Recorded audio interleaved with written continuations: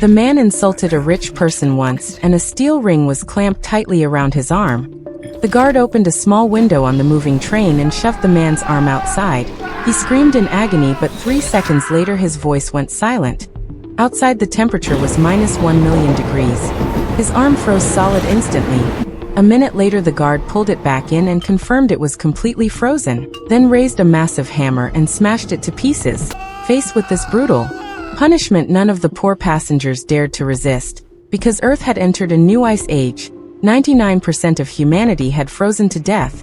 The remaining 1% survived only by living aboard a train that had been running for 17 years.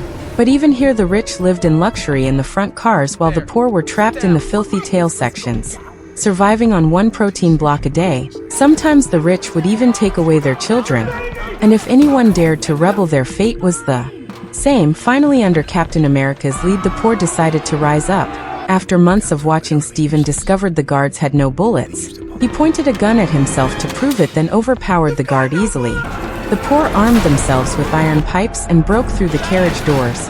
Unarmed guards were quickly defeated. One guard with a huge hammer fought fiercely, but Jack dodged his swings and stabbed him in the heart. With the guards' keys, they finally reached the middle class section. For the first time, the poor saw the frozen outside world and were left speechless. But they pressed on. In the next carriage, they found how their food was made.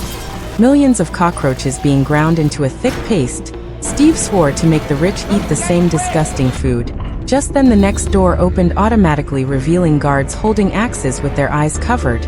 As the poor prepared to fight, the guards calmly put on night vision goggles. The train entered a tunnel, and in an instant the rebels were plunged into total darkness, becoming helpless prey for the elite soldiers.